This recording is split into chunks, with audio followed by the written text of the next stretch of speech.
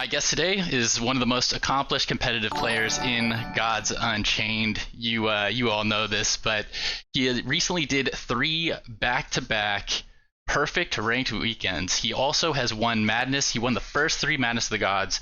And yeah, just he is the man, the myth, and the legend. It is Mirage88. Like, here we go. All right, let's see if this. All right, there he is. How's it going, Mirage? Can you hear me? Okay, hold on. I gotta unmute desktop. Wait, now I can't hear you for some reason. Can you hear me now? I can hear you now. Yes. Okay, great. Yeah, I just had to switch over. I've got between Discord and the video streaming. I wasn't sure which one. Looks like it's the video streaming. Anyway, I appreciate the hype. Not sure really deserve it, but I appreciate the hype up to start. I do my best. But yeah, thank you very much for taking the time to come on. You know, you're someone I've really wanted to talk to for a while. I think the whole community is pretty interested in how, you know, who you are as a player and how you've been able to achieve the things you have. Like, you know, obviously there was very rarely even a perfect ranked weekend before, and then you've come through and done 3 back-to-back, which is probably, I would imagine, not going to be done again for quite some time. But yeah, it's going to be good to talk to you and just kind of gain some insight into what process goes into being able to do something like that. Yeah, for a while, I don't think anyone thought like any of it like it would ever happen, because it went a really we were well over a year without anyone hitting a perfect weekend. I think it was only made possible by the large influx of players we had going back, whatever, like 4 months ago, when I'm not sure I'd call it a marketing blitz, but at least they had a sponsored stream, and I forget which streamer it was. One of the very popular streamers brought in like 10,000 players or something.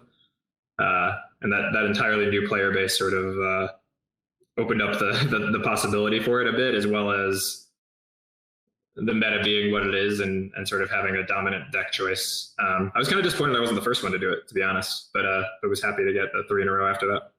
Yeah, fair. Yeah, I think that is a big part of it. Like, a factor is how many new players there are in relation, like that ratio of established players that are practiced with Genesis, and then how many new players there are up in Mythic compared to, you know, what used to be there. So I think that you just don't run into as tough of matchups, you know, as consistently as you probably did what was it, March, February?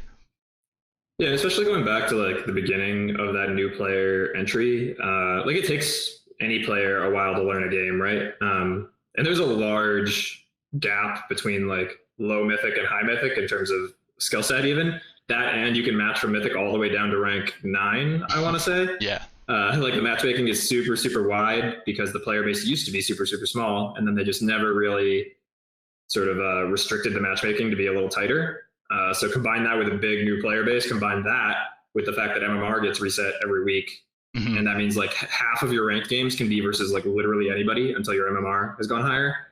And it means that like a large portion of your weekend ranked games, if you're a top player, are kind of cakewalks, unfortunately, just by nature of the matchmaking. Definitely something they should hopefully be able to improve as they get more players moving forward. But for now, it leads to some lopsided matchups for sure. Yeah, I'm hoping they can do something. One of my ideas has been like a tiered system where, you know, there's a lot of concern about queue time. So just in the lower brackets, have it be a little bit wider. And then once you get up to Mythic, I don't think that a longer queue time, you know, from that matchmaking being tightened up is going to lose, you know, people that are already playing at Mythic. So we'll see though. Yeah, I wish they could do it like just at Mythic, to your point, or just during the weekend even. Yeah, would be fine. Like just when the games like matter a lot, and then during the week, sure, go back to a wide range and let people get their games fast. But yeah, absolutely, I agree there. Well, yeah. So let's hop into it. I just wanted to do a just kind of a quick intro and ask you some questions there. I wanted to know how long you've been playing Gods Unchained for, and when did you originally find the game, and how'd that happen? Yeah, I found it a little bit after it started. I wasn't quite here for the purchasing of Genesis. I actually came a little after. It was like October, November 2019 time range. I forget exactly when I started. But it was like going into that holiday period in 2019. So whatever, a year and a half ago now. Mm-hmm. I actually found out about it because I had a coworker that was doing consulting for the Gods Unchained team. Really? Wow. And he mentioned this. Yeah. And so we were just like randomly talking about, you know, old card games we used to play. So it came up through that, and yeah, tried it, and I had some exposure to cryptocurrency before, but not a ton. I was certainly interested, and this was like a true use case in an area that I was already interested in, right? Like I've been playing trading card games forever, and seeing that was now a use case that was being put forward in crypto, which I had interest in before, but hadn't really seen a great use case for beyond Bitcoin. It sort of combined to end up being something I was super, super interested in, and just stuck around with it since then. Nice. Yeah, I was really impressed when I saw what they had done here with Gods Unchained, because I would say the same thing for me is like I knew that there were applications for crypto, and there would be, but this is the first one that's made sense to me, and probably still the only NFT project that really makes a ton of sense to me. But yeah, that's cool. That's really random that they would have been contracting for GU. Like that's a crazy relation. Yeah, I mean, I work in the gaming space, so it tends to work out. Yeah, it was a guy that was consulting for so I work at a sports betting company, a sports betting startup, and there was a guy consulting for us, and just generally I've worked in the gaming space for the better part of the last decade. So you tend to have some of these connections, even though it's not, sort of exact or one-to-one to video gaming, that is. Yeah, that actually makes a lot more sense. I guess I never thought about what you did for work, but I have heard that you did have some, I think it was fantasy sports or something. I didn't know that you did that actually for work. I thought that you were like a competitive fantasy sports player. Did you want to talk a little bit about that? Yeah, sure. I've done both. So I did work at DraftKings for a while, if you're familiar with fantasy sports at all. And now gambling. So obviously now they're a big sports betting company once sports betting became legal. Yeah, no, I was an early employee at DraftKings and worked for a few years, and then eventually left so that I could pursue playing full time. Obviously, if you're working at the company, you can't also play in the games. So I ended up leaving to pursue that, and I played professionally for almost 3 years. Before that, opportunity sort of dried up a bit. As with anything that gets super popular, there gets to be a lot of good content about it, and the edge that you have versus other players starts to diminish until eventually you just can't beat the rate that's going on in games. So, or at least I wasn't good enough to it. I think that some of the like very, very, very best still do, but it's a pretty low amount. So I got out while I thought there were better opportunities, and went back to work. Cool. Well, that's cool that you were able to convert that back into being able to work in the same industry that you were, successful in competing in before. That's a nice transition there. Yeah, I mean, all of gaming, right? If you work in the gaming space, there's always going to be different opportunities. It doesn't even have to be gambling, right? Like you're just trying to make things that are entertaining for people. So that counts for gambling. That counts for games like Gods Unchained, right? That counts for any type of video game, any type of sort of digital experience where you're trying to get people entertained. Yeah, that's that leads me to another question. It was kind of just a follow up here, but how much overlap is there between the skills that you used for, I guess, in a way you're almost like analyzing a meta with sports and like kind of looking for value in players and team matchups and stuff. How much overlap is there between that and GU? I definitely think it helps people who like think in a certain way. Like having been in the community of players that play daily fantasy sports, everyone thinks the exact same way. Like I don't know if you've done like Myers-Briggs or any of that. Like so I've done an INTJ, and regardless of the like efficacy of Myers-Briggs, there's a certain type that fits where you're just like very calculating. There's a lot of game theory. It's like very rational as a mindset. So I've never been in a community before that was like so hyper rational about everything, right? Because that's the only way you're going to make money in any sort of gambling environment long term, right? If you're emotional about anything, you're going to go on huge losing streaks, and it's not going to work, right?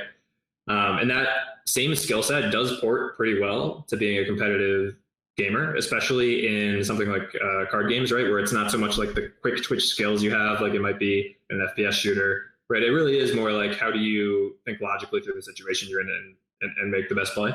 Yeah. So I'm not sure that like the skills like that I practiced helped so much as just like the type of person that's good at one is going to be good at the other. I think is more the case. Got it. Yeah, that's interesting. I have to think more about that.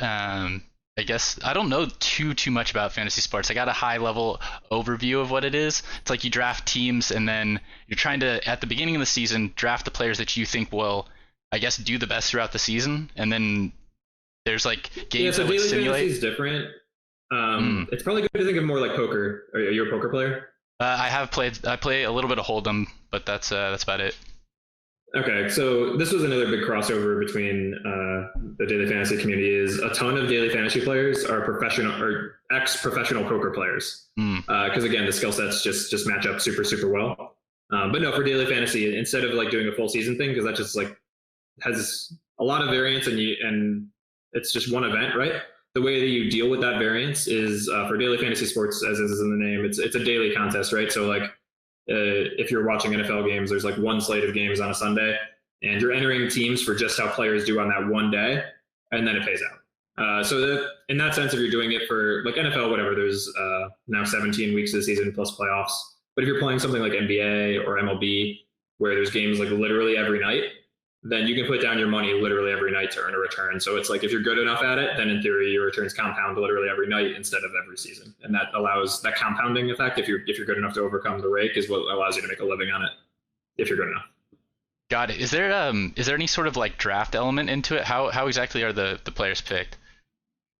No, DFS it's on a salary cap, so like everybody gets the same salary cap, and every player costs the same, and then it's a big game theory thing, right? Because like everyone could choose the same player. So in theory, we both pick a lineup under the salary cap. In theory, we could pick the same lineup, right? But there are so many permutations, like I don't know, however many, I don't even know how high the numbers go, right? Whatever is above trillions of permutations of lineups, right? That are all like kind of reasonable. So in theory, or sorry, in practice, you don't really get too many duplicates in that way. Mm-hmm. So yeah, no, you're just picking players under a salary cap. They score points based on how they do in the game. Whoever has the most points wins. And then there's a lot of game theory to it based on like what the payouts are of the games that you're in. So I tended to play a ton of tournaments where first place might earn like 100,000 and second place might earn like 10,000 on a 50,000 entry tournament, right? So basically, like if you don't get first, you're not making money in the long run, which is a very different strategy than like just trying to beat like half of people or the average, right? You're going for the extreme outcomes. So yeah, understanding game theory, understanding statistics is super important, and that probably ports a little bit to things like Odds Unchained. But like I said, I think it's more just like the analytical mindset as a whole. Got it. That actually leads really well into the next question. So getting to the point where you can both identify how to pull, 3 perfect ranked weekends in a row, as well as actually play it live and not make mistakes. How much like study, preparation, and practice does that take, and what exactly does that look like? Yeah, I'd say so. The reps definitely matter. I wouldn't claim that like I put in some like massive amount of time. Like there are definitely players that are like at a higher like game count than me in the game, right? But what I do have is a lot of reps specifically on Magic. So I think that's why when Magic is sort of one of the top decks in the meta, it definitely benefits me maybe more than other players. Because the more reps that you have with a given deck and across like every possible matchup for that deck, you just need such a deep understanding of like what all the different outcomes are that could come up, like of how your opponent, like how the matchup is likely to pay out depending on what's in your opponent's deck and like how you should treat each situation. Just like intentionally thinking that through like in detail enough times, eventually it just like becomes ingrained. And then when you're playing on the weekend in like really important ranked games, right, this depth of understanding of matchups is like so set in you that you can start doing deeper analysis, right? Because I think a lot of times for myself too, when I'm playing a new deck or a deck I don't have nearly as many reps on, you're just focusing on the basics, right? Mm-hmm. You're like looking at the board and you're figuring out what to do on the board and with the cards in your hand, right? But once you have a ton of reps on a deck, like you kind of like by default at the start of your turn or on your opponent's turn even like know what you're going to do on your turn in most cases. And then you're just thinking through, okay, well, what are the odds my opponent has a given card? What are the odds I'm going to draw a card in the next few turns that I really need? How do I play towards that? You're like starting to think on like more second order levels. And I don't really think that's possible for me either when I'm playing a new deck, right? Or a deck I don't have reps with. So definitely recommend finding a deck that you think is going to fit well in the meta, and then just like understanding it as in depth as possible. And sometimes you'll do that, and you'll realize like at some point as you're playing through that you just like can't win a matchup, and then you just need to find a new deck, right? So like understanding the meta is important too, but that's more like the first step. And then once you've understood the meta and you have a really good thesis for why a deck should be the best deck, then it's going really deep on that deck in every matchup to understand how it should play. Which I've probably only done with Magic. I have some teammates that I think are really good at other decks, right? That play them much better than I do, and that's just sort of a natural way of how people like different gods, which is great. Got it. Is there much collaboration, between you and TST with like I guess custom game play testing or theory crafting, or do you guys kind of typically work on whatever deck you're working on? How much actual like practice is there or play testing between the team?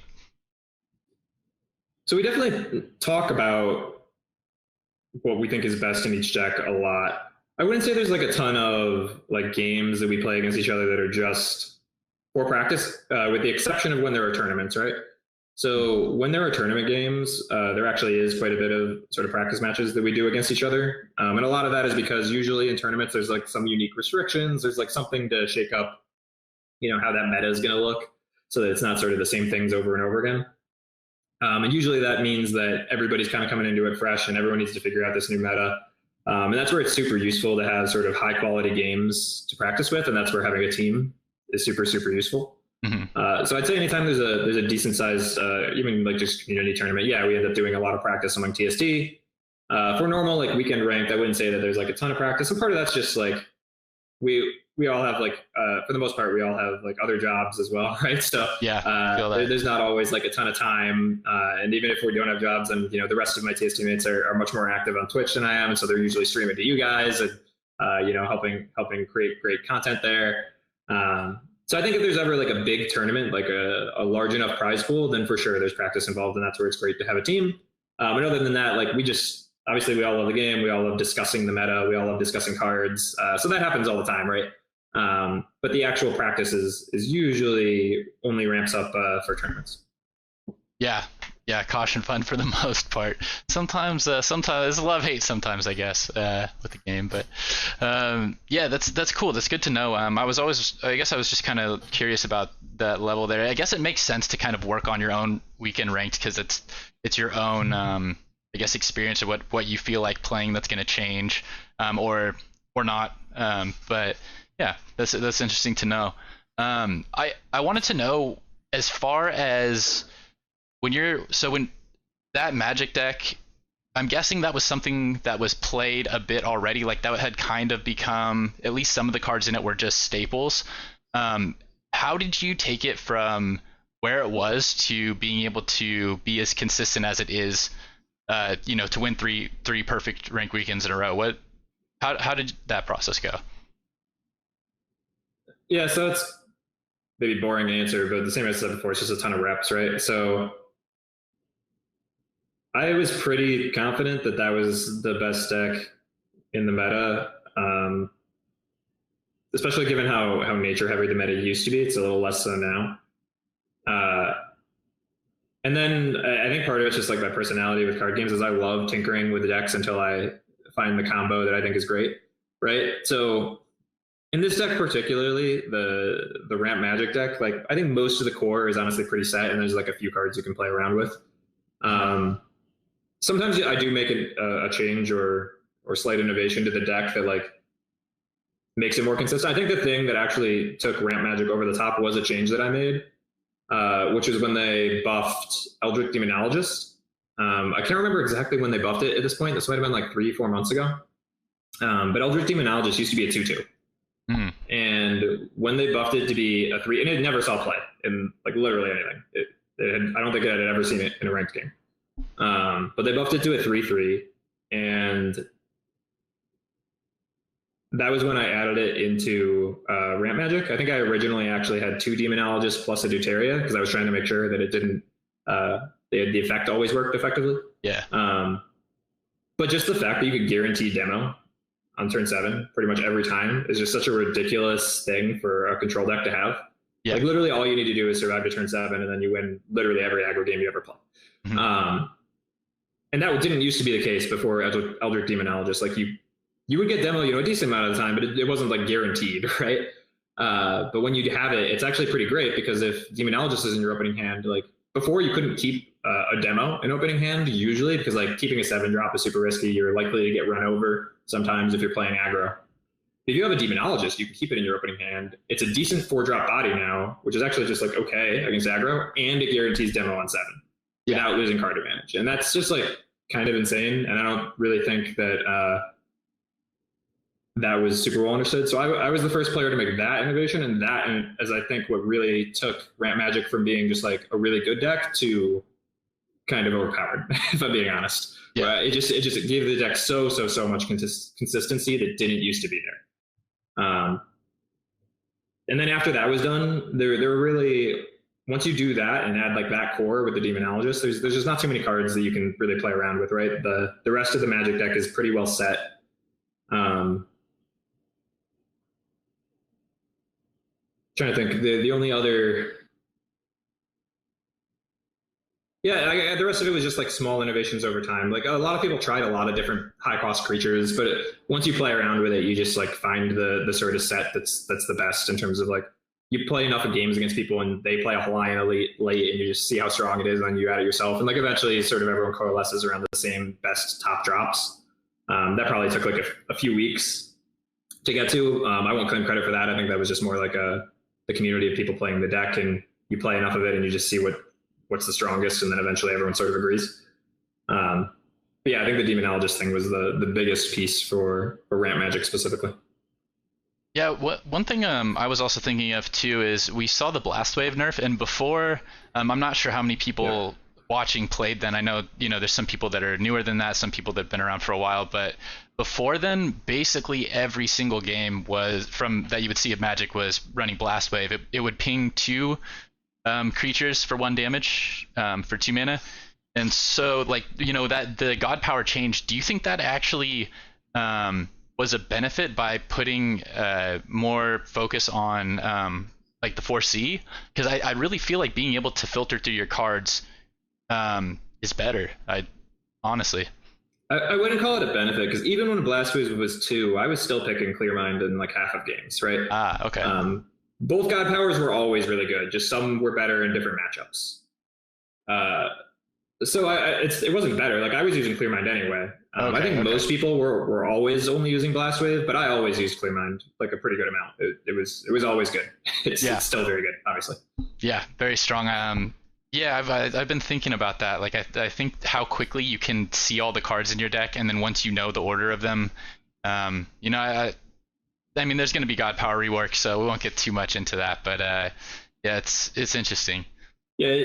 I already talked about Demonologist making the deck super consistent against aggro. Clear Mind makes it ridiculously consistent against any control mirror, right?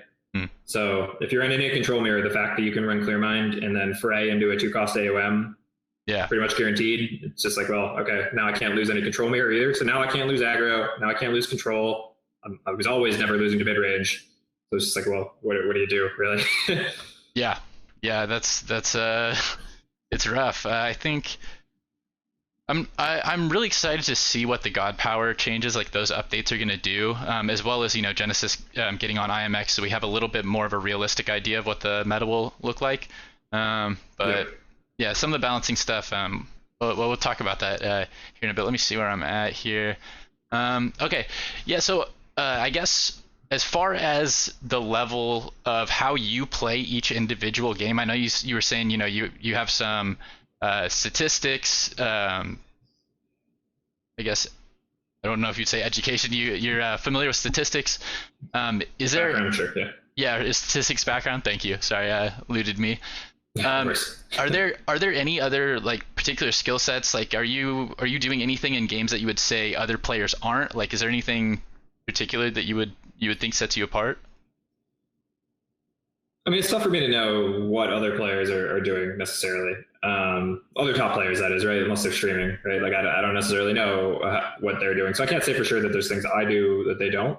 I would say the things that probably differentiate a good mythic player from like the top mythic players is, like I said, once you have enough reps on a deck and really understanding the matchup, then you start to think probabilistically about things, right? At that point, you kind of like you get to a point in a match where you kind of know like which card you need to turn that matchup around, and you just play towards getting that card. Like you take the optimal path towards that, because literally every other path leads you to losing. This is a little different for something like Grand Magic, where it's just like so consistent, and there are so many cards that can get you out of so many situations that it's just like, well, now I can just clear mind and like guarantee myself a card that's going to work and make it fine. But for most other decks, right, like if you're playing something else, you're generally playing towards a specific draw or out, or a lot of times you're playing to your opponent not having a specific card or out. So that's definitely things you think about in terms of like, well, okay, how has my opponent been playing the early part of this game? What does that likely imply that they have in their hand? What are the odds that, given how they curved out, they have some higher drop? Do I need to be hyper aggressive to avoid that early drop, or did they curve out really well and they're unlikely to have whatever power play they're going to need later in the game? And so I can play it a little slower and try to reach the late game myself. Like, these are things that you should, and obviously it's going to be dependent on what deck you're playing, what deck they're playing, all that sort of stuff in terms of how you need to get there. But these are the things you start thinking about more after you have a bunch of reps in a matchup. When again, you're not just like worried about what you see on the board, right? Like, what you see on the board becomes pretty straightforward, and you're really playing against like what you think is in their hand and what you think is coming in future turns and what you think you can do in future turns. And that's true of like every trading card game, right? That's true of Magic. That's true of Hearthstone. That's true of Gods Unchained. Here you have the extra piece where you sometimes are also playing towards the Sanctum, which is an extra little interesting piece. I think pretty much all like top mythic players do that, right? So that's definitely not something that's like unique to me, but it is unique to this game, and I think it adds a nice little extra level of strategy. Is like, you look at the cards in the Sanctum, you see how important each of them are, how close you or your opponent are to maybe be able to get them, and sometimes you play to get to a specific favor sooner. Is another thing that I think top mythic players do that other players might not. Yeah, that reminds me of it was my game against Logo where I was not too mindful and I had to deal with the Pious. I got lucky and I was able to squeeze that one out, but I was like, I really cannot forget to look at that and manage that. It's so important, especially with Pious Giant. Like, yep. Art is a beast. That's something that I was just watching Copper earlier today, and he was saying that there's an actual system to the Sanctum, and there's like different, I guess, decks that cards come out of, and when you get one, it's supposed to roll to another one and it tells you what it should be, but I don't think it works. Is that the case right now? I'm not sure if it works or not, to be honest. Nor do I think that's like, so that has some like small amount of importance. But in most cases, I am not too worried about what the Sanctum rolls into. There are very, very rare cases where you need to worry about what the Sanctum rolls into. Really? But most of the time, I am more concerned about what is currently in the Sanctum, or just replacing it with anything and seeing what it is. So I personally haven't spent too much time in terms of worrying about like what the Sanctum rolls to. I think it does. It doesn't hurt, certainly. I think it's good to know, but it hasn't been something I've focused on. Got it. Yeah, I think for me, I guess in some of the decks I've played, the relevant thing would be like relic removal, and that's one of the things that I know I've talked to a couple other streamers and I've seen discussed on streams lately is, you like make a play to get the favor so that you can remove the relicate, and then there's like a cheaper one in its place and you lose your relic anyways. So I think that there's some stuff like that that's I don't know how it's intended to be built, but yeah, I guess there's basic plays with that. But as far as the different decks that and the cards being available, I guess from what I'm seeing in chat, it doesn't actually work. But that would be a nice system if there was some level of knowledge that you could go into that with, knowing like, okay, well, if I take this kill out, there's not going to be another one there, or this might open up something else, But I guess that's kind of an unknown. I've noticed the same. Yeah, no, I've noticed the same thing in terms of like, you have no guarantee when you remove a specific type of card that the same type of card isn't just going to show up. I guess that's why I've never worried too much about what it rotates to, in the sense of like there's a specific category that it rotates to. I do worry about what it rotates to. Like if I have a ton of favor and I'm ahead in a game and I know that my opponent probably needs something good from the Sanctum to come back, then I just leave all the shitty cards in the Sanctum, right? Like, yep. Yeah. why reroll literally anything into there? Like, who cares if I can afford like all 3 cards, right? Like, just leave them all there because I know they're useless to my opponent as well, and I'll just win on board. So things like that are definitely worth thinking of. Yeah, or say you're early and the favor's been pretty close and you have like 2 really expensive cards and there's like a 1 cheap card like a Bright Mage. You're like, I'm just gonna grab that, sure. Yep. and then if that rolls up, then I just have a distinct advantage because neither of us are buying another card for a while. So yeah, I know what you're saying. It depends what the high cost cards are and what matchup you're in, but yes. Sometimes there are high cost cards that like I know if they hit the board, then I'm gonna have a really tough time dealing with. And then I'm just like racing to that higher favor, and sometimes I'll surpass lower favor cards even if they have some low use, right? Because I just know I need to prevent my opponent from getting the higher favor card. That can be the case too sometimes. Yeah, that kind of makes me think that's one of those things where once you have enough experience, you know what those like individual cards are. Like you were saying, there's certain paths to victory here, and if it's not a path to victory, don't pay it any mind. But figuring out what that is probably takes quite a few reps. So. Yeah, honestly, it's less thinking about paths to victory and it's more thinking about paths to like, how do I lose? Or like, how could I lose? So actually kind of think about it from the other framing. And part of that is just like, if you're trying to go perfect, right? Then I'm more worried about avoiding a loss in a game than I am about like finding the path to win. And that might just be a nature of like how ramp magic works too. But like, if you're playing ramp magic and you don't lose to something, then you are going to win.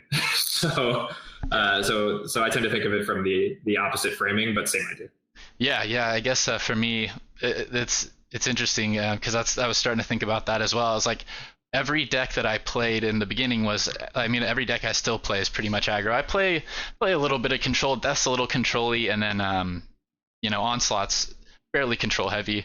But it's like for me, I'm having to make the decisions more of like, if I don't take the risk to make this play right now, will I still be able to win the game later? Like, yes, it's not completely optimal, but if I wait, don't I lose anyways? So I think that's one of the problems that I found with like, Nature and Gloam, at least heavy aggro, is there's just no way it can be consistent enough with the, there's luck involved in everything, but trying to get those like trying to get a top 10 with it is probably just going to take time. I'm going to have to get lucky, I think. Well, that's just a problem with the meta currently, right? Like decks like that can be top tier decks in certain metas, right? It's just like right now, some decks are so consistent that why would you ever pick a deck that isn't? Especially given most of the time you're going to match versus somebody that like isn't, if you're a top mythic player, most of the time you're going to match with somebody that like isn't quite on the level that you're on, right?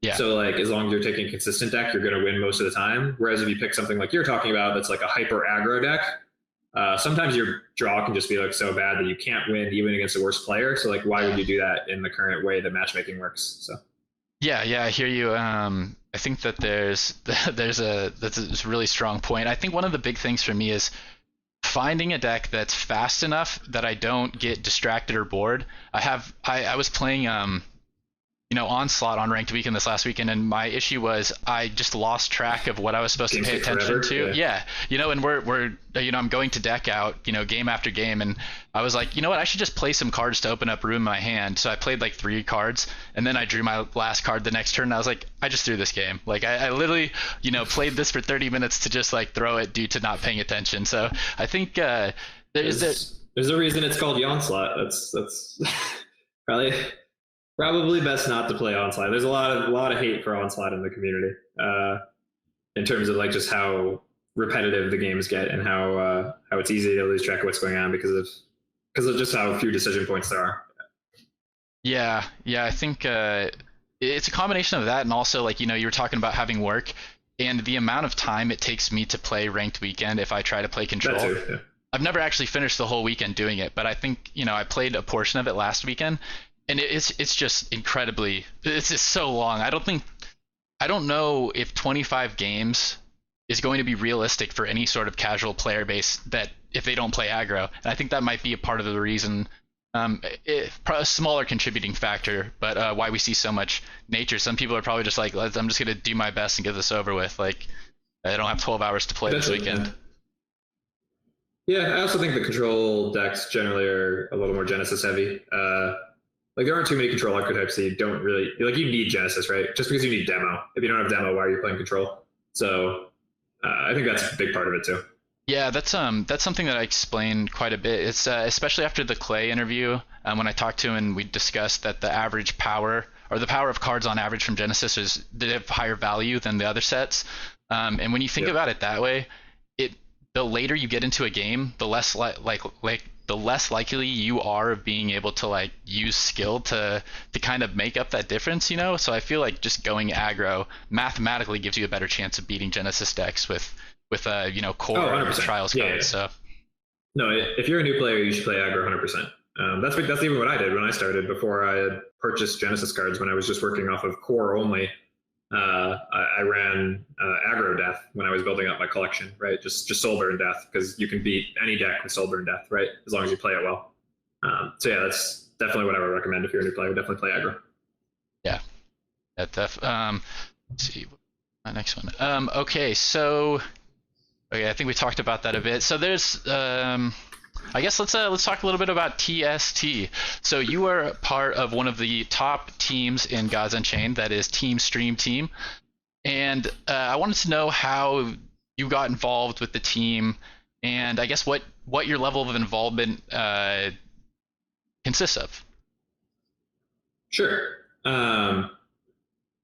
So yeah, I mean, I wasn't the part of the original genesis of TST, so that's more. I know Copper pitches on here, but that's more the rest of the guys.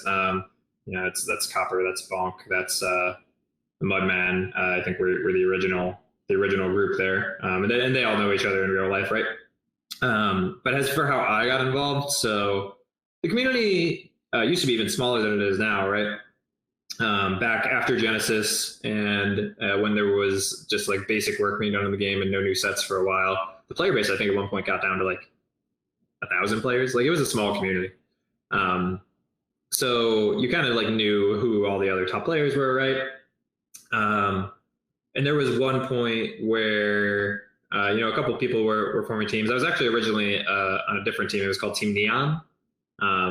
Nacho Samurai had started up a Team Neon, and there was like me, Copper Pitch, Crumpy Lumpkins, and Jay Money. And that was more just like a grouping of people where it was like super nice. It's just nice to have a team, right? You can do some practice, you can talk about cards. It was, you know, all teams like that are kind of informal in some way, right? It's not like there's team tournaments yet or anything, right? If you're joining a team, it's just because like they're people you want to hang out with, and like you want to talk about the game, and you want to help each other get better, and maybe you want to make some content together, right? So we'd done that, but you know, I talked with Caution a little bit. I talked with Apollo a bunch, and basically Apollo, I think, was actually the one that told me that like, hey, TST might be interested in adding some people. And I always had a lot of respect for TST and all those guys, and I thought they made great content, and I had seen some of their streams, and you know, seen some of their posts in the Discord, and thought it was all really good. So they reached out, and at the time there was actually a sponsorship that was being done. It was from a coin called like RNG, which is a different community that has its own like social crypto coin. So at the time they were sponsoring, and it was useful to sort of help get some more players like myself, like Business X, like Apollo in, because of that. And that was part of the attraction, as well as just like I really liked all the TST guys. So I ended up moving over from Neon to TST because of that, but still chat pretty regularly with like all the guys from Neon. You know, they're all great guys. Nice. That's funny. I always saw that N next to Crumpy and Nacho Samurai. I never actually put together that they both had that same letter. I saw it, you know, I'd see it individually, but because it's just two people and there's so many names, I never actually thought about what that meant. And that's cool to know a little bit of history there. Yeah. Yeah, I wanted to talk a little bit about that. You know, what team value was, and I guess what the future of teams may look like. I can't remember whose website I was looking at, but they had talked about something like sharing cards across an account potentially. I don't know if that's something that you can actually do or not.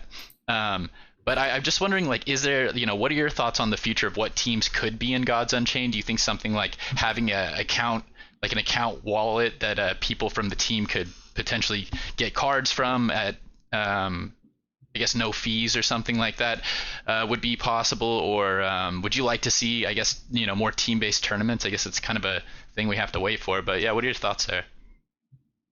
Yeah, I think the original genesis of teams there was supposed to be team-based tournaments, I believe. Although that would have even been before I think this was like at the very beginning of the game. I think there might have been some hopes. Caution maybe may know more than me about that as the original creator of one of these teams, right? I just kind of joined it later. But I think that was the original idea. That obviously hasn't happened yet. So yeah, beyond that, I mean, the value comes from, well, in Team Stream Team's case, right? You have a content base, right? You have a group of people where you can sort of all know that the people in that group are going to provide some content along the same sort of brand, right? You can know that you've got support from other people within your team, both on the content side as well as on the sort of playtest side, as we talked about before, which is just always super useful to have. It's always just good to have like a sort of tight-knit group where you feel like you can talk about things in depth without it being necessarily public, especially in a competitive game. Although obviously with TST we do share most anything that people want sort of over in our own Discord or whatever, and we try to make the community better as a whole. So yeah, I think that's the main benefit of any team, right? Is the content creation, and it is the sort of ability to make each other better at the game. And then the future, I think there will probably be tournaments for teams, even though we don't have any yet. So I think that's the other big one. The other pieces you said, I've never heard of myself, so I doubt they're very likely in terms of like sharing cards or getting discounts or anything like that. I've personally never heard that floated. So I don't think that's likely to be like a team thing. I've never heard the idea of like teams or guilds or anything coming to Gods Unchained. So I don't think that's coming, but who knows? Yeah. Sorry, I think I misspoke on there. If I said sharing wallets, obviously bad idea. Hold on to your private keys. But yeah, something like where I guess teams could make better use of cards or something like that. But yeah, I don't know. I guess that would be a hard one to kind of nail down. I just think of stuff like that when I'm thinking about the available assets and what happens if we have a giant influx of players and people may not need access to all the cards that they have all the time, but having a way to be able to at least send them between teammates. I guess the fees won't be that much, but you don't want it to be like some sort of taxed event every time you want to loan your teammate a card or something. So yeah, that was just kind of my thoughts on that. Yeah, I've talked about that with Caution before, and I think Caution mentioned this sort of more in depth on one of the Pods Unchained episodes. This idea of like lending cards out in some way, or like contributing the cards you have into a pool so that other people can lend out. And part of that would be you pay some fee to like rent a card, right? And that goes to the owner of that card, even though you're using the card in the meantime. In theory, if that type of implementation were to come through, I guess they might be able to also add functionality to effectively loan cards for free to people, right? Who knows? But I think those types of ideas are sort of the cool concepts that are coming in the future of NFT-based games, right? Right now we have the super, super basic implementation, which is just like you own the cards, you can sell the cards, and that's about it. But in the future, you get all these like much cooler sort of functions that you can build on top of NFTs to just like add all sorts of fun functionality to the game and to ownership that I'm really looking forward to. It might take a few years, but I'm really looking forward to that across all games, not just G.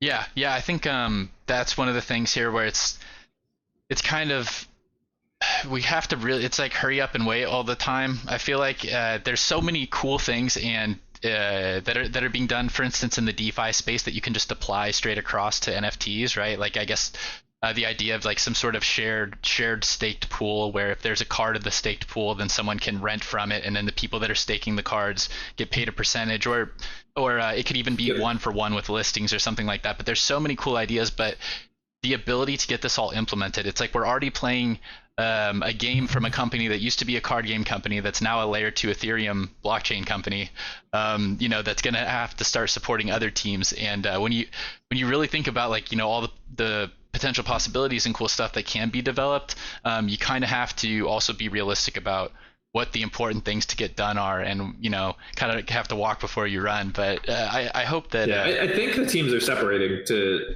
I'm not 100% sure. I guess this would have been a question for sort of Dan the Dev or Meals or somebody. But I want to say that the groups that are working on like Immutable and the scaling solution, and the groups that are working on Gods Unchained are separate, I think. But I'm not 100% sure on that. Yeah, I mean, I know they are, but even though they're the same company. Yeah, I mean, I think no matter how you split it, it's the resources have to be split. Like otherwise, you would just have all the resources focused on Immutable making a card game, right? It's like they never, I don't, at least from what I understand from when I heard Clay's interview, they never intended on doing this layer 2 ETH solution, but it was the best path forward. Seeing, the gas fees and even ETH transactions right now are awful. So yeah, I guess more of my point was just we kind of have to roll with the punches, no, that's true. Yeah. But yeah, so let's see what I have here. So I guess this is not too bad on time. So I wanted to talk real quick about also I wanted to ask about TS tournament and like how did you think that went? I know that there was, I believe, one TS tournament that happened before that one, but I don't think I played then. So this was the first one that I saw, and yeah, like what are your thoughts there? Yeah, there's been a couple, and all credit to all the other members of TST. I get no credit for this one. This was primarily Caution Fund is the one who sort of leads the charge on those community events. So tons of credit to Caution as well as the rest of TST. I was actually traveling for most of the TS tournament. Unfortunately, I was sort of out with my family on vacation, so I missed a lot of it. But I did catch a couple of the rounds and sort of watched it back after, and yeah, no, I thought it went really well. I was super excited to see sort of the community engagement. I was super excited to see some of the content that even came out sort of adjacent to that, like Fake News made his video about sort of his run through the TST tournament, so that was kind of cool. So yeah, no, tons of credit to all my TST mates to running that. Really loved it. I'm not the person to ask about the specifics of it, unfortunately, so I can't talk too much about that. That's more Caution's area, so tons of credit to him and the rest of the team. It's all good. I just was kind of given the opportunity for the shout out, but yeah, I'm really glad that Caution and everyone at TST, thanks for putting that on. The community tournaments that are run by teams and just individuals are pretty much what is keeping things together while we're sitting here in between sets, waiting for Genesis to get on IMX, and it makes a world of difference. It really does. So, shouts out just to like Copper, Trigger, all TST, and Gaston Community Gaming. It's cool. The competitive scene is great. No, definitely. I'm glad there's so many different teams that are sort of like all running their own. Even some individuals have run like their own events. So yeah, the community is great. I love that the community sort of creates all these events ourselves to keep everything moving. As to your point, as we're waiting for all these other things to come through the pipeline on the actual game itself. Yeah. So the next thing I guess I wanted to talk to you real quick about is, so Madness 4, you won all 3 Madnesses before this, right? I am correct on this? Yep. I was pretty fortunate to make it through sort of all 3 of them. Yeah. Okay. So I sorry, I just wanted to make sure I was right on that one, but in Madness 4, something completely unexpected. You came up your first round against Shelby, who had an extremely fast death deck and just kind of had a couple cards in there that seemed to counter what your list did. And you weren't really able to, I guess, figure out a solution and adapt to that. And I just wanted to know, like, had you prepared the same way for your previous Madness as Madness 4? What exactly was... Yeah, no, I prepared the same way. For most of those Madness tournaments, I tend to think that there is truly one optimal deck. So when you remove a ton of cards from the card pool, and especially on Madness 4, where I think Trials is a kind of underpowered set, even related to Core, especially related to Genesis. But given that there's like not too many ways to retake tempo, I personally think Death was the only deck to play. Aggro Death. I think Necronomics was pretty much the only way to earn back tempo. I didn't happen to see the card in either of my 2 games. But yeah, no, I think it just like made it a little tougher to be as consistent as the other ones. Certainly Shelby played really well. So, I wasn't feeling bad about it, right? Like, I think it's just part of how that format works is like, Death was the best deck. If you play a Death Mirror, you're going to lose sometimes. Like, you play it as well as you can, but sometimes you lose. I'm not sure it was so much the card selection, because I think we had super similar decks. Card draw, certainly, but card selection in the decks, I don't think so, personally. Cool. Yeah, I was just just wanted to know what your opinion and what the story was on that one.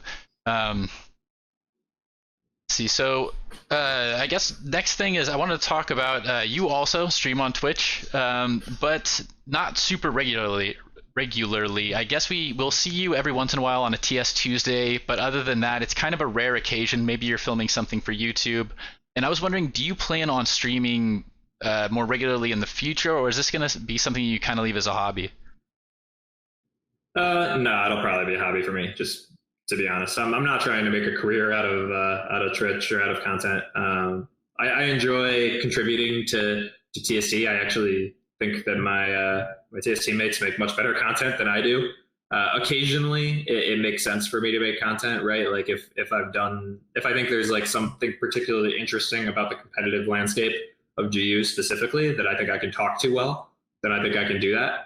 But also my personality is just like probably, I've realized this after streaming a lot, like it's just, Twitch isn't my thing in terms of like a regular occurrence, right? Like I'm an introvert. I can enjoy it in spurts, but if I do it too much, it's really more energy draining for me than energy adding. So I tend to leave most of that to my teammates there, and I'll pop in occasionally, and I enjoy popping in occasionally, but it'll probably stay at that.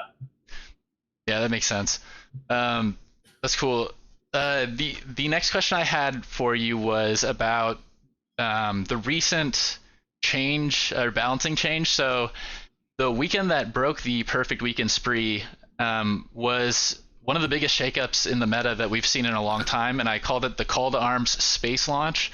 I think it was the first time I saw you play anything else besides Magic on a ranked weekend. And I wanted to know, was that out of competitive necessity, or did you think like, I just actually want to play this Onslaught deck because it would be fun this weekend? What was your thoughts on that? It was a bit of both. And I have played things like I mean, like I said, I've been playing for a year and a half, right? So I've certainly done a ton of ranked weekends without Magic. I've played every deck pretty successfully, or every god pretty successfully. I even think I've won some weekend ranks playing Death and other decks. But yeah, no, in this particular case, Call to Arms was just kind of busted. And I both wanted to play with it to sort of help show how busted it was in certain games. And it's also just kind of worked as a counter to Magic anyway, right? Like, yeah, to any control for that matter, right? Like, Magic doesn't do great against protected creatures. So realistically, like I think I only ran into like 2 or 3 Call to Arms decks that weekend. So like I could have run Magic and been fine probably. But I just decided to, just because the card was busted and wanted to try it out. I think I did okay. I don't remember where I ended up, but it was fine. The card was definitely busted, so I was glad they reverted it. But I also wasn't like too concerned about like getting 4 for 4 on perfect rank weekends, right? Like those 3 in a row are the only ones I've had. It's not like any of the other ranked weekends I've done over the last year and a half have been perfect either. So not a huge deal for me to break the streak. Yeah, the 75 in a row is at some point it's like, I'm just going to play the fun, the overpowered card for the weekend. What's the difference between 100 in a row or 75? At least at this point, that's like I said, I doubt I would have gone 100 in a row. Even if I had stuck with Magic, I doubt I would have gone 100 in a row, right? Like I would have hit a Call to Arms deck at some point, and I did play a few, and I probably would have lost. Mm-hmm. So like I said, it doesn't bother me to not have 4 in a row there. Yeah, I wanted to know do you have any thoughts on the team's balancing decisions and how that rollout went, or just balancing in general?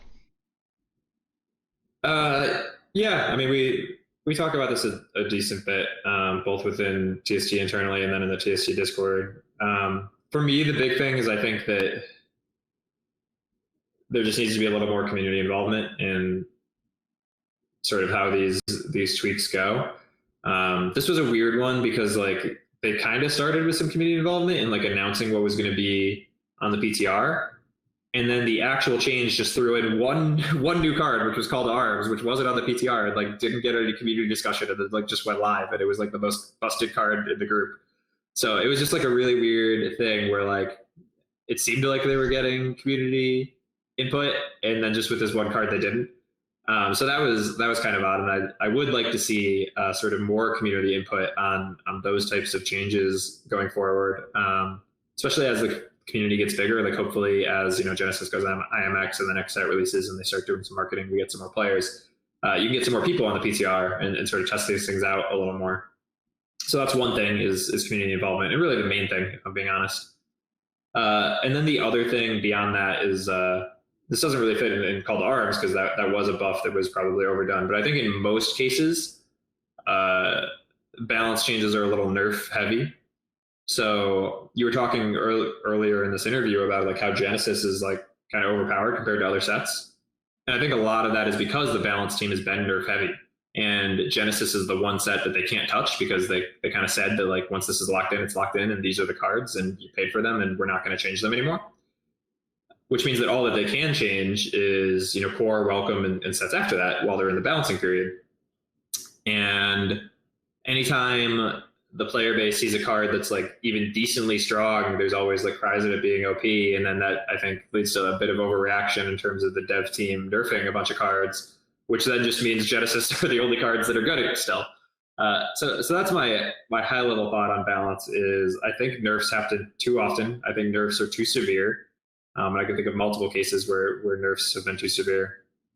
And I would prefer things where either the nerfs are lessened, like it's okay to nerf, but like don't, like a lot of times the nerfs are like giant leaps as opposed to like small steps. Like they nerfed Leyhorde Hatchling from dealing 6 directly to 4 instead of 5, which is like, you do take a card from being like super good to being completely unusable. Like that tends to be what happens with nerfs, as opposed to like, well, it used to be maybe too good and now it's just like the right amount. They just take cards from being too good to being you can never play them because they're ridiculously bad.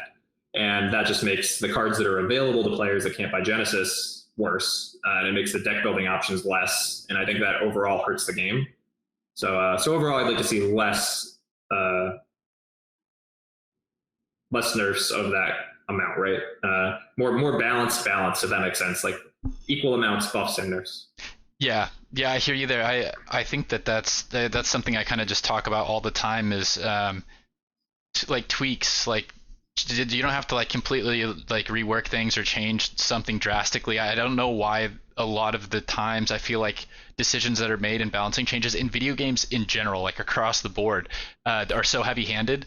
They'll be like, well, it was playable, but let's just make it not playable anymore. Like that should be better than just making it a little bit less good, right? And especially like I would say like Blizzard games in the past that I've played, I felt like that kind of happens. Or and then there's kind of this concept of like in League of Legends like perfect imbalance, and I'm not sure if that's actually a thing or if just it's a good excuse to not have to balance your game all the way. But yeah, I don't know. I'm not a game balancer, so I don't want to give people too much flack. It's probably a really hard job. I mean, balance is hard. It is really hard, to be fair. But yeah, no, I tend to agree with you that like really what you're looking for is a healthy meta. Mm-hmm. And if you have a healthy meta, then I think it's fine that like not every card is perfectly balanced, right? So if that's what you mean by like perfectly imbalanced, then I guess I'm kind of on board with that, because I think when you make bigger changes, oftentimes you have sort of unintended consequences in metas. And balancing is a tough job for that reason, right? It's super difficult to foresee all the things that can happen, especially with like a new set if it comes out that like the player base is going to find stuff you didn't think about. It's like it's just a guaranteed. So that's where I think it's just important to work with your community about like what are they liking, what are they not liking. And sort of just make the tweaks. And I'd also say like make the tweaks more often, right? Like balance patches don't have to come like once a month or once every 2 months. Like it's fine. Just like tweak stuff every week until you get to a point where it's good. Like it's actually kind of fun that you're changing it up as long as you're not making gigantic changes that ruin the meta every week. So yeah, it would definitely keep it more interesting for us. And I think that's one of the things that I felt about that weekend is like, yeah, Call to Arms was busted and there's like a lot of crazy stuff going on, but I was like, hey, at least it's something different for the weekend. We're getting a little bit of a shakeup. It was like almost felt like a brawl. I don't know if or like some sort of like an event weekend because it was just so wild. But yeah, I think I agree with that. I would like to see I know that there might be some challenges with getting people on the PTR and ensuring that's stable and whatnot, but maybe just like ensuring that there is more discussion, or just talking, maybe having some sort of process for like, we're at least going to give people a week to give us feedback so we can think about what they've said before we just implement things. Something, just a general process that would lead to, I don't know, more I guess solid changes. But I hear you on that stuff. Yeah, hell, they even use some of crypto, right? Allow for decentralized voting. Try stuff out is what I'm saying. Just try stuff out. That is a good idea. I like that. When governance token, when? Yeah, exactly. Get us a balanced governance token. I like it. All right, let's see. So yeah, so I only have two more here. I have a final one, then I have a surprise question, as is, I guess, tradition. But you've been very active in both Ranked Weekend and the tournament scene in Gods Unchained. I just wanted to know if you had any comments on what you'd like to see done differently in regards to either the community-led tournaments or Ranked Weekend from GU. Sure. So on the Ranked Weekend side, I think it's better than it used to be. You probably weren't around and playing the game back when it was 125 games. It was literally just like play as many games as you can. If you get to 125 wins, that's like the max amount of rewards you can get. And then it was just ranked, the like top 10 equivalent was just ranked based on wherever your MMR was in your first 125 games, I believe. Wait, 125 games? And that was just a massive. What period of time? Like in a weekend. It was an insane grind. It just didn't really make any sense to play that much, right? 100. So like you were saying 25 games is a lot. It was 125 games, and that was a massive grind. So reducing the game count to 25 was a massive improvement in terms of quality of life for me, right? Like I don't think I ever actually did a weekend with 125 games. I don't think, even though that was what would have maxed the reward amount. So in that sense, like the ranked weekend now is a lot better. I think the rewards are actually really generous, and I might be biased because like I do well in them, right? But I think even if you like do like decently well, right? Like you get in like the 17 win range, you get a legendary pack. Mm-hmm. I think that's like pretty generous as well. So in general, I think it's pretty generous. I do think that I would like to see them try tweaking a little bit, sort of how the rewards are distributed as well as how the ranked weekend works. Just because like there's a few like perverse incentives, right? Like I'm incentivized to try to queue at times in which I'm not going to run into other good players, right? So like I'm incentivized to queue at effectively odd hours to try to play worse players, which just like shouldn't be a thing, right? You should just allow people to play whenever they want. Or even if you are playing and not trying to queue against a specific person, you're then incentivized to play later in the weekend because the same players are going to have higher MMR later in the weekend, and that's going to help your MMR tiebreaker, right? Yeah. Like things like this just like aren't really good incentives to have in any sort of competitive landscape in which you're giving out rewards that have actual value. So I'd like to see them try ways to fix that, even if it's just like something super basic, like, wherever your MMR ends up and like play as many games as you want.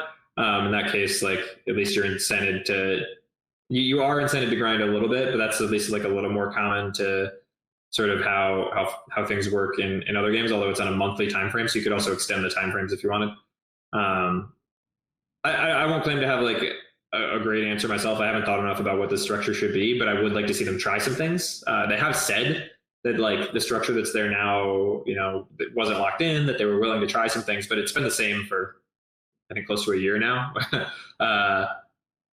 So this is one where I don't claim to have like a specific solution, but I would like to see them try things, and I'm assuming they do have ideas given how long it's been out. So I'd like to see some different rewards options tried at some point, just to get rid of the perverse incentives. I'm okay with the game count. I think like the length is okay. To your point, like maybe it's a little long, but it's probably not that. I think it's roughly appropriate. So I'm not worried about like 25 being a high number of games. I think it's fine. But I would like to see them sort of try some other things out that maybe aren't quite as skewed towards the top players, and maybe is like a little more even, and whatever structure they want to try that out on. Yeah, the thought of a 60-hour onslaught ranked weekend makes me want to quit the game right now. And but yeah, that's 125 games. I could not even imagine that. Like, why on earth? How?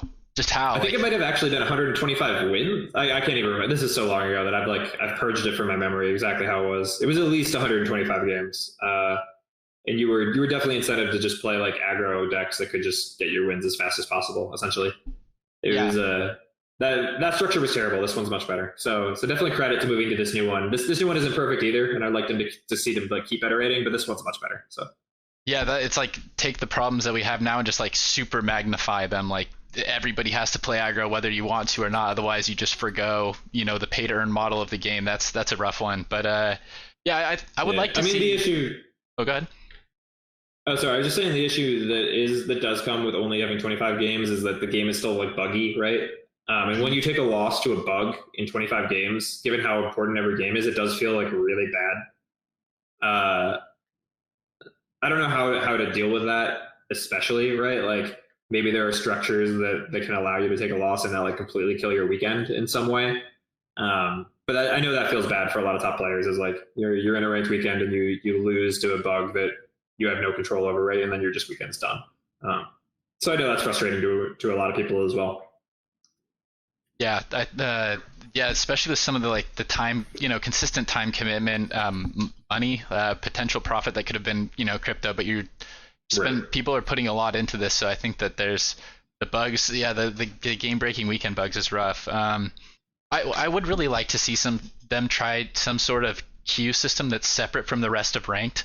So that way we had some level of consistency where it's maybe like 10 games in a separate queue. You never play the same player twice.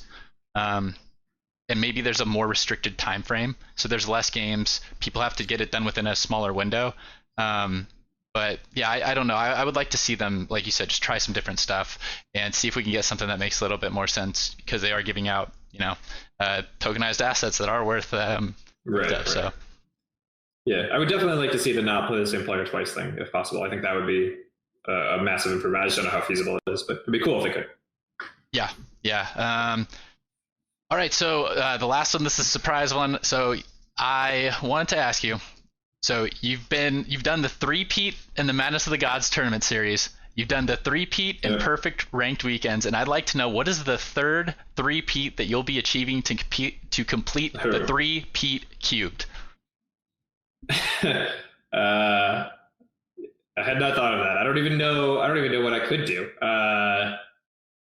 I mean, I guess the shoot for the stars answer is the next three tournaments that Immutable is running, right? Like, what's the prize in the next one? 500 grand total, 100 grand to first. So I got to win that one first, and then two more after that. All right, you heard it here. I don't know if they're gonna. I don't know if they're gonna do all three, but that's the goal. The shoot for the stars.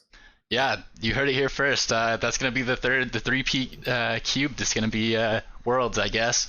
But is that the tournaments that they're talking about running is just a Worlds tournament, or have they talked about having a couple different like preliminaries or anything like that? They've only talked about the one. You just need to buy a ticket to get in. So I don't know how common knowledge that is, because like the tournament doesn't have a date or anything, right? Yeah. But there are tokens you can buy that are a ticket entry into the tournament. So you just need one of those, and then you're in. I assume that they are now printing more, right? Those all came out back when the initial Genesis set was released, right? And they used the Genesis purchases to create the prize pool. Mm-hmm. Unfortunately, they did not leave it in ETH, so the prize pool has not gone up. They converted it to stay consistent, but I think it's still like $500,000. And then if you have these tickets in your wallet, then that's how you get access to the World Tournament. Got it. That's cool. Yeah, I saw those on Token Trove. I've been thinking about if I want to buy it or not yet, and I'm just like, I think I should make sure this is actually going to happen first. I think no guarantee, right? But I mean, I've had mine for the better part of 2 years now, and I'll just keep holding it until they eventually do it. So yeah, I'll probably wait for them to put those on IMX if that's going to be a thing, because if you can get it with a gas free, then that would be better, right? But who knows? If you wait until they announce, the price might go up on those tickets. So yeah. true. All right, well, we'll weigh it out. But yeah, guess at this point we'd want to go into deck building and just kind of. Did you have something in mind for that? What you wanted to build? I don't have anything particular. I think you had said like maybe we should do like free to play Magic. I'm down for that. I'm down to talk through like what that would look like and why, ways that it could work, and I guess reasons that it won't be as good as Genesis Magic. But like if you do want to try this deck without Genesis, I can show like what it's like and how I will build a deck around ramp, but without some of the Genesis cards for it. I think that's fine. Okay, let me see. How can I do this? I'm gonna have to. Copy this. Copy. Wonder how I'll get your audio. Let me see if I can unmute you on Discord and if we're still getting that white noise or not. I'm gonna switch over to the other scene. Give me one moment. Okay. Wait, can you say something again? Can you still hear me? No, it doesn't work that way. Let me unmute him here. Hello? Wait. Okay, you're muted on your end. Oh, did we never get Discord to voice to work? I thought we did. No, can you hear me? Yeah, no, I switched off of Discord voice because it wasn't flowing through. Can you hear me now? Yeah, we're good. Chat, can you hear Mirage? I'll turn off the audio on my here. I just turned off audio on OBS, so it's just coming through Discord now. Cool. Yeah, it works. All right, so let me share with you my. You get a little bit of white noise, but I think we'll live. Okay, so can you see my game launcher now? Yeah, I can see. Okay, perfect. All right, so let's go ahead and get that started. You just let me know what to put together here. All right, sure. So again, for now, I'll assume that there's sort of no Genesis in this ramp list. And before we even get to cards, I need to talk through like, well, what are we trying to accomplish with this deck? So anytime you're trying to build a deck, you need to think like, okay, well, how am I trying to win? Like, what does this deck do better than every other deck that's going to help me win? So with ramp, and let's assume that you're trying to do this like versus the normal meta, right? So other players will have Genesis, right? Mm-hmm. That means in this case, you're actually kind of building what I'm going to call like an aggro ramp, right? You're not doing control ramp because you can't beat other control decks. You can't beat control ramp without demo, without Avatar Magic, right? Yeah. It's just not doable. So instead, you're going to build an aggro ramp. So let's just start with the ramp cards. You can add like 2 Sip of Elixir. You can throw in the 2 Mana Toads. So the only 2 pieces of ramp that you can get out of the core set. The other ones are Genesis, but that's fine. These are the only 2 you need. Unfortunately, with the Mana Toad nerf, this won't be quite as good. Yeah, my bad. Any aggro deck that you're running with Magic should always run Assistant Alchemist. So that's another one to throw into of. So you don't see this card too often, and that's because there aren't too many aggro Magic decks out there. But Assistant Alchemist is a 1 mana 2/2 that reduces the cost of something in your hand by 1. So this is basically like on turn 1, you can pip Assistant Alchemist and then drop a 2-drop. So you can have a 2/2 and a 2-drop same turn and just immediately take tempo in any aggro matchup. So with that, we're going to want a bunch of 2-drops in this deck. So let's just put in all 4 bolts, Tracking Bolt and Star Shard Bolt. Those are all awesome. They're all going to help you in any creature-based matchup. They're really good. You pretty much always want to play them. You can throw in double Time Bomb. Yep, Time Bomb is going to be really good in an aggro deck. I think it's actually pretty bad in control, but pretty good in aggro. I only got the one, but yeah, I threw it in there. Pretend there's 2. Throw in a couple Skeleton Heavies as well in this deck. I know this is weird that we're throwing like so many 2-drops in for ramp, but you'll see why in a second. Basically, what we're trying to accomplish with this deck is get immediate board state, right? That makes sure that when we do drop Sip of Elixir, that we've got a creature on board that we can hit with it, that we can hopefully trade into something else and get our ramp. It allows us to play Mana Toad without losing too much tempo, because hopefully we're already slightly ahead on board with tempo, because we've already had these good cheap drops that are going to get us board state. And then we've got some ramp, which means that like the middle portion of this deck is going to be super light, right? So we're basically going for like a barbell deck. We're going for heavy early and heavy late game in this deck. Okay. So we're going to get immediate board presence early. and then we're going to switch to late. So let's jump to the late side of this. Throw in 2 Asterisk Implosions. Also, quick question: no Axeman. One. You can throw an Axeman too. Yeah. Throw an Axeman too. Yeah. Like every, but no, it's always good. Yeah. And then you wanted me to jump to where? Then let's jump higher on the mana curve. Let's just jump to 6 costs. Let's add in an Asterisk Implosion or 2 Asterisk Implosions. All right, I think yeah. Okay. Okay, then let's start adding the big creatures that we're going to do here. So let's start adding in our Hawaiian Elites, our Ekaphon, our Frey, assuming you have all those. Yeah. Go. I actually finally opened the Echo. Nice. Yeah, I didn't think this day would ever come, but. Okay, so that's your kind of core large creature base that you're going to try to win with, right?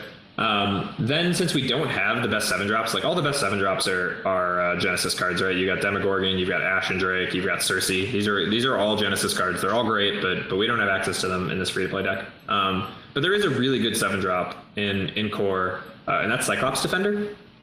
I actually used Cyclops Defender in the Madness of the Gods tournaments you referenced back when Genesis wasn't allowed. I was running similar decks to this type of list. There was like a more aggro list, and Cyclops Defender is just a really good 7-drop, a 6/10 front line. It's something you can ramp into that then keeps you alive, right, with the front line, but it's also just a really solid body. It allows you to stay aggro because it actually still does quite a bit of damage. Yeah, it is a good body for sure. So that's good. Then we've kind of got to just fill out the rest. So this is the core of our deck. Anything else we're doing here is like more quick utility and fill-in cards. So one card that's good here is Soothsayer. It's a good core card where it gives an okay body. It's like not a great body, but it's something. It gets you something on board, and more importantly, it lets you foresee 3 and then draw, which can help you if you need to. If you're going against aggro, that's like, hey, let's guarantee I can get to my Asterisk Implosion, right? Yeah. So in this deck, you don't have double Demogorgon. You've got less cards that are going to get you out of bad situations. So you're going to use that instead. You could also try throwing in something like a Veteran Archer, just like you need a little more removal given the lack of demos and other things up top, and you just want to kind of keep early board presence. Did you want one to even just throw in one. You probably don't want to. You could probably even throw in like a Crystal Rain to make sure that you've got some options to win in those matchups. Yeah, I like that. Could probably throw in a Minotaur Phalanx as well, as a good 6-drop aggro creature if you don't need the Asterisk Implosion, and a frontline creature to help keep you alive versus aggro decks. Gotcha. You want to run 2 the other or? For now, 1. I think the other card you could run, just because like you don't want too many top-heavy creatures, and you're mostly like Phalanx is okay. The issue with Phalanx is it dies to a single Lightning Strike. Yeah. It's a good card. It's not nearly as good as Cyclops Defender, in my opinion. Yeah, that's actually a great point too, because we're going to be seeing nature in potentially 30% of the matchup, so the value of this card goes down a bit there. Yeah, I could even see taking it out. Like I said, I like it for now because there's no other really good 6-drops, and you're kind of trying to ramp to 6 to stay alive. A lot of times you're going to have Asterisk Implosion to stay alive, but sometimes you might need to drop that front line early to then transition to your bigger front lines. Yeah. The other card that could for sure be good here is the Rune Moth, Corrales Rune Moth. Mm-hmm.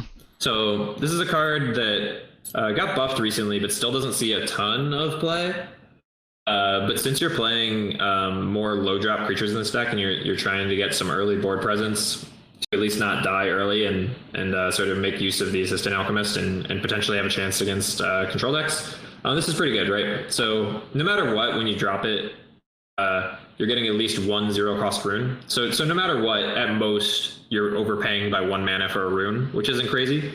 And then if it lives for more than 1 turn, you're just like printing value from that point on, right? And it has backline, which is why it's useful with this larger amount of 2-drop creatures that we're playing in this deck. Mm-hmm. So if you can go like Assistant Alchemist into a 2-drop, and then let's say you're playing second, and then the next turn you can drop a Rune Moth. Sometimes your opponent won't be able to deal with it, and a lot of times that'll just snowball into you winning. So yeah, it's a card that I like. Yeah, go ahead. I was just going to ask, was the buff making the rune at the end of your turn rather than the start? No, the buff was changing the cost from 1 to 0. So it used to give you a rune that cost 1, and now it gives you a rune that costs 0. Got it. So it's just more tempo. than it used to be, effectively. What else could we put in this deck? How many cards do we have left? Just one. Can't quite see. Oh, just one. So this was meant to be the second time bomb, I think. Another card you could throw in would be something like a sentient amphora. I don't know. Something that gives you something, or an Oni spellsword would be good. Yeah. Yeah, I was about to say I just opened this Oni spellsword. Can we put it in? Because I haven't played it yet. So. yeah. Put the Oni spellsword in. I like spellsword, and it's good. Oni spellsword is especially good if you happen to be going against control, right? Like it gets ward, it keeps giving other things ward, it keeps growing in size. So yeah, a spellsword's probably pretty good here, to be honest. Cool. All right.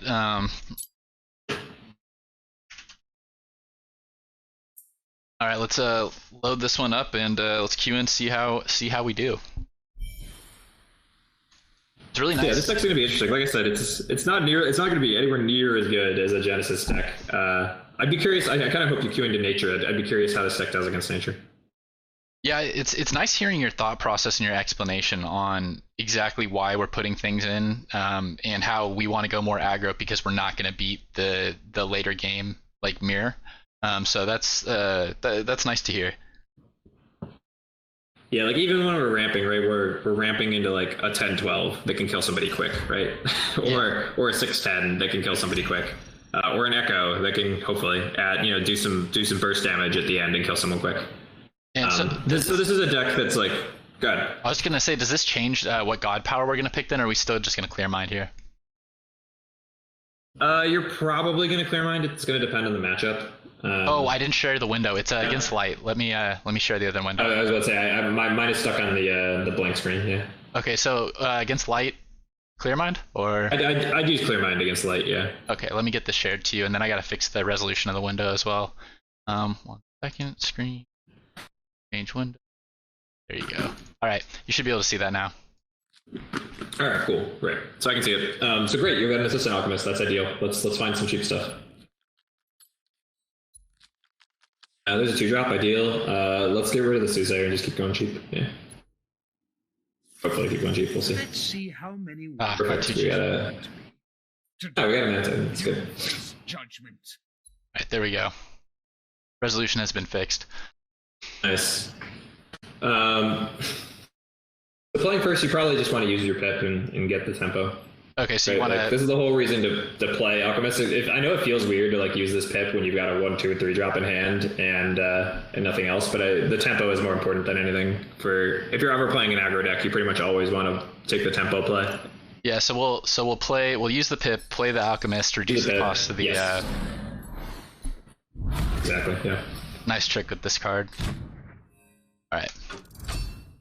The best is when you ever get double Alchemist, and you can just go Alchemist into Skeleton Heavy, for example.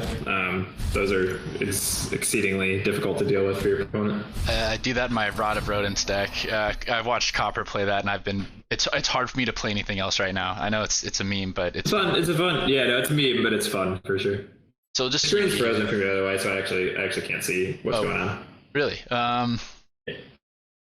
You can't see. 1 second. Let me. Okay. It literally just like teleported to where you are now. Okay. So now I can. Okay, great. So just GP here and then see what we get. Yeah, I mean, GP, see what we get. We're definitely gonna play the Manitoad next turn. So this is what you think about when you GP in general, or every time I think about it, it's like, oh, okay, well, what do I have in my hand that I'm gonna play, and then how am I setting up my future turns? You should be thinking about this every time you foresee. So in this case, you're gonna Manitoad, and then the next turn you're probably gonna want a Veteran Archer. So you should probably get rid of that Skeleton Heavy because like that's gonna be a really weak turn 5, and just hope you find something better. Okay, got it. And then we don't have many options here. We're just gonna swing face. Okay.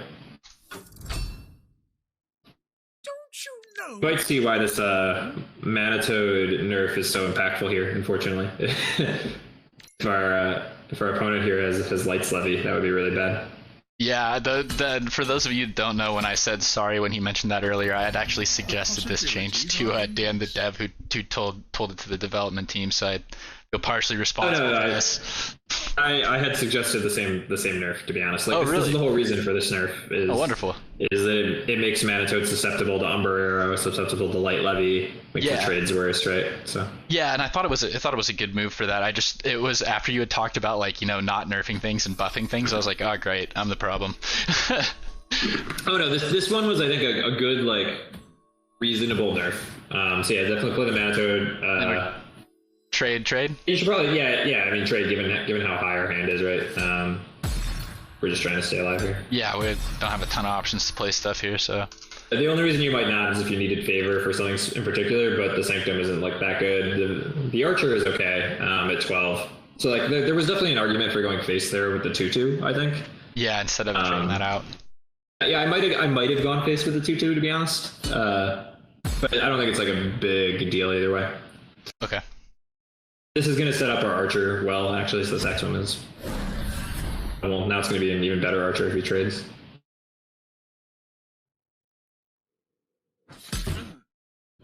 Okay. Well, even without it, you can always trade and then double Archer.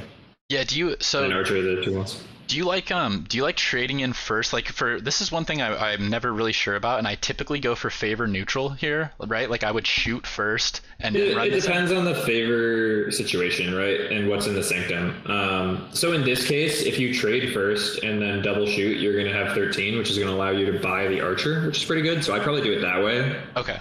Because in this case, on this exact turn, you want that extra favor as opposed to being favor neutral. Got it. Cool.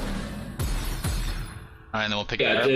That choice is always going to be Sanctum and situation dependent. Sometimes it's going to make sense that you want the favor. Sometimes it's going to be okay to be favor neutral. Okay, so then we'll pick that up. Yeah, I'd buy it. Okay. Yeah, no, I'd definitely buy it. I'm running out of time. The Archer is just a really good card to have, generally speaking, and it only costs 12 favors, so like for how cheap it is. Pretty effective. Yeah. Unfortunately, our hand ended up being super cost here, but next turn we can always foresee, maybe find another piece of ramp. Yeah, sounds good. Yeah, it's rough. What are you gonna do about it? It's like one of the downsides about control is sometimes you get the heavy hand. Well, in this particular version of ramp, it's just not gonna be as consistent, right? And now there's an asterisk, which is good, so you can always just like try to set up the asterisk. So in this case, it's probably just gonna be like 4C pass, depending on what's in the 4C. Got it. So we definitely don't want the Echo, right? Nor do we really have any use for a 1-mana 2/2, so you may as well just get rid of both. Okay. Doesn't make sense to Athenian Archer, so just pass here. Yeah, no, just pass. I mean, you're just trying to set up a good asterisk implosion, right? Like, there's a 3/3 on board, which should just die to the excess asterisk, so... Yeah, if we don't take damage anyways, it makes sense. Yeah. I mean, worst case would be your opponent... It's always good to think about worst case, right? Like, worst case, your opponent would, like, canonize it. But at least in that case, you save the Athenian Archer so that you can take the protected off of it, right? Yeah. And then you can trade it in for the 1 damage and then asterisk. So like, you just need to make sure you have outs to things that could happen. But like here, asterisk's really good, so I may as well just clear the board. Cool. Yeah, I was gonna ask, is this something where we want to hold on to this? But they have 2 cards in hand, and we're looking pretty healthy here. And really, anytime you can 3-for-1 with asterisk, you're gonna do it. If only just so like the favor gets like to be a big deal at that point. Like if you don't, then they're getting 9 more favor and doing damage, and you have no guarantee that you can kill everything that they can play. And there's just like, they're not going to reload the board that hard, right? Yeah. Here you've got a pretty good soothsayer, so it actually like fights well on board, so may as well play it. You definitely don't need like.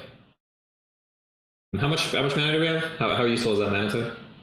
We're at, what are we at? 6.5. 6.5. So next turn we're going to be 7. We've already got ramp in hand. The sip.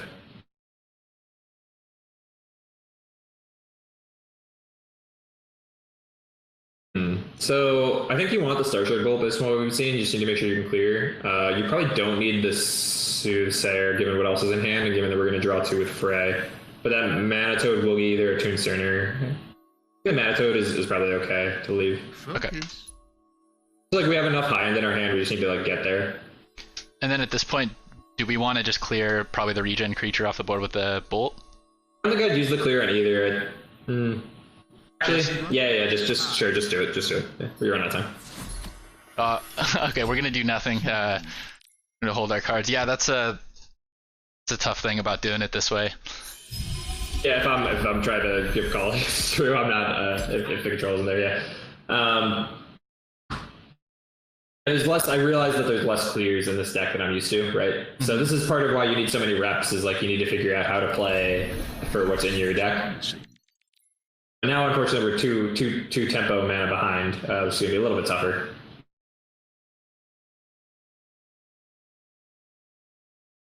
So, I think we're gonna take out one of the 2/2s, right? Yeah.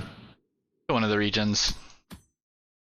Question is then, do we drop the 7-drop or do we drop the Mana Toad and the Archer? I think you just drop the 7-drop. Yeah, take it back. Imperious Smite might be.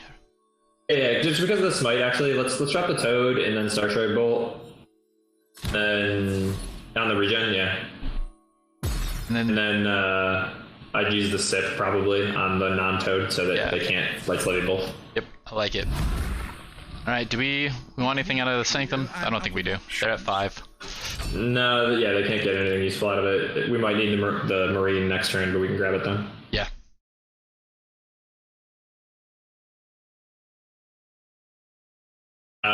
Yeah, so this is good to like set up. That was a good call on the Smite because like a lot of times you're just trying to like set up so that when you drop your big thing, even if they have an answer, they're not like really punishing you for it, right? Like they can deal with it and get it off board, but they're not then hitting you in the face for a bunch if you've cleared the board.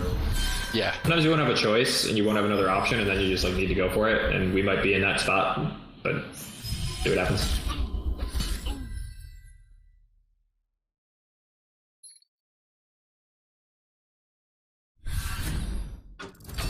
The possibilities are endless. We're not actually in that spot, so we can actually clear a lot of this, right? Like we could trade with the Toad, we could trade with an Axewoman, we can Archer one of the 1/1s, and we can Marine. We can do all of that, and then next turn we could drop like either Frey or Hawaiian Elite. I think that's probably best. Okay, what about this 2/3? Are we just gonna, so we have 2 damage. Just gonna leave it, right? So you've got 2, 2, 1. You can trade off the 2/3 with the combination of the Archer and the anything. Archer and the Marine. Okay. I mean, now they're all 2/2s. So you're gonna leave the 2 1/1s on board. But your Archer trades ended them, and there's no good trade against the Archer. Now next turn you can drop the 8-drops. Nice. Whichever one is appropriate, right? Like maybe you need to drop the Flying Elite and it dies to Smite, but so be it. If not, maybe you can Fray without dying as well. That would also be good.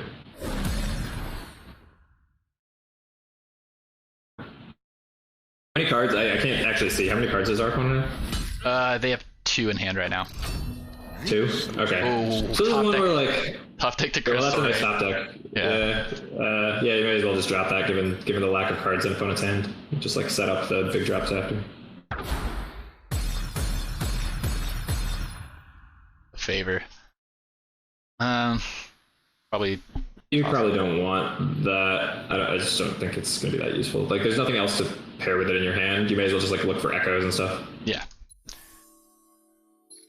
And then just I guess GP, see what we can find. Time Bomb, Star Shard. That's enough for now. So you might want to just leave the Time Bomb there. Actually, reason being that I think it's likely you're gonna want to Fray next turn. So toss the bolt. Actually, well, I guess the other way around. The other way around, actually. Sorry. Yeah, do that. Yeah. So Star Shard will give you some choices. Like that's where we're gonna draw, right? But throwing that on the bottom means that you're giving a higher chance of the next 4 cards that you look at with Fray are some of the higher cost cards because you're not drawing it. You're not giving yourself the chance to draw it, right? You made sure that you weren't drawing it, so now you can drop this Fray and feel like pretty confident that the odds are better for you hitting a big creature. Gosh, you should just drop this now? Oh yeah, drop it. Like your god is protected and he only has 1 creature on board, so they can't really punish you, right? Yeah, you get rid of both. You're looking for like a Hawaiian Elite, you're looking for an Echophon, you're looking for a Cyclops. I guess we already have both Cyclops. Yeah, okay, so you got the Hawaiian Elite. Now, like once we get to 9 mana, we can drop both Hawaiian Elite and a Cyclops Defender, or Hawaiian Elite and a Bolt. You don't need to trade in, yeah. Yeah, just pass here.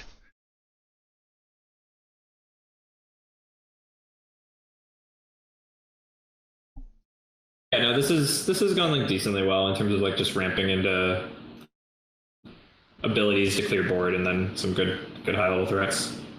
Yeah. I was gonna say top decking that Crystal Rain was pretty fortunate there. Oh, yeah, the Crystal Rain was really good for sure.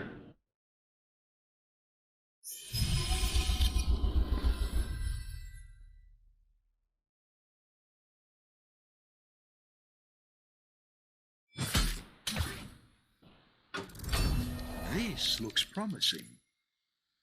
You can actually use like Hawaiian Elite double bolt is probably pretty good here, right? Yeah. So just Star Shard and then tracking the 7/6. Yeah, that's fine. Then you've got decent creature trades for the rest. Like, given what's in your hand, you may as well just trade. Yeah. Like, they don't have too many resources left, so just do some trades. Sip doesn't really do a ton for you. Okay. There you go. You can see. Got it. All right, GG's. Awesome. Well, All right, cool. Yeah, I just wanted to say thank you again very much for taking the time and coming on and doing the interview. It was really nice and insightful hearing kind of you just talk about your process and just getting to know a little bit more about your history and whatnot. So yeah, thank you very much. Yeah, no problem. It was fun chatting. I've caught a couple of your streams. Definitely enjoy them. So looking forward to watching some more. Looking forward to see what more content you come out with. Yeah, for sure. Hopefully I can. One last thing. Just let me quickly plug TST Discord. So for any of you that haven't joined and are interested in sort of getting some tips and stuff, so we've got a TST Discord channel. Do you mind if I post it in your chat? Please do. Cool. So that's TST Discord. Come join, hang out with us. We're a welcoming bunch. We're just a close-knit Gods Unchained community. So check us out there. Line's in there too. You'll see him there. Yeah, from time to time. From time to time. All right, that's all I got. All right, Mirage. Well, thank you very much. You have a wonderful rest of your night, and we'll see you around probably in a tournament. Yeah, man. Thanks. See you. Right, cheers.